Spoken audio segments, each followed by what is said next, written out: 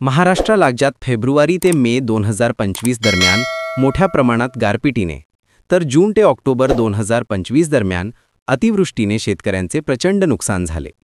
या दोन्ही नैसर्गिक आपत्तींमुळे बाधित शेतकऱ्यांना राज्य शासनाने मदत जाहीर केली असून ही मदत आता 2 टप्प्यात दिली जात आहे।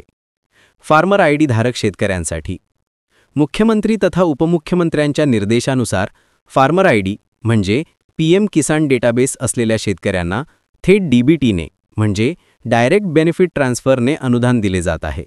यासाठी ईकेवायसीची अट म्हणजे बंधन शिथिल करण्यात आली आहे। म्हणजे ज्यांचे फार्मर आयडी तयार आहे त्यांना वेगळी केवायसी करण्याची गरज नाही। पैसे थेट बँक खात्यात जमा होतील।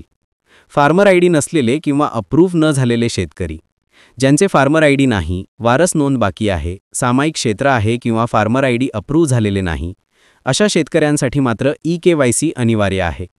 गारपिटीचे तसेच मे-जूनच्या अतिवृष्टीचे जे पैसे आहेत ते सुद्धा केवायसी पूर्ण झाल्यानंतरच मिळतील। केवायसी यादी अपडेट आतापर्यंत बऱ्याच गावांच्या याद्या प्रसिद्ध झाल्या आहेत। उर्वरित मोठ्या संख्येने नवीन याद्या उद्यापासून म्हणजे 17 नोव्हेंबर 2025 पासून प्रकाशित होणार आहेत।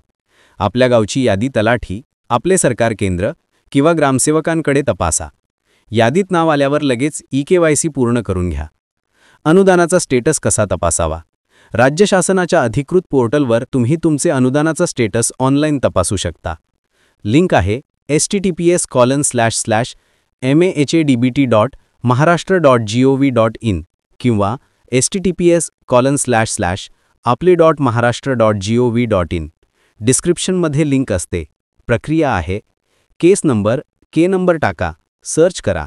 जर केवायसी बाकी असेल तर ई-केवायसी पेंडिंग असे दिसेल। केवायसी पूर्ण झाल्यावर 1 ते 2 दिवसात payment details not available eight, contact tehsil office असे दिसेल।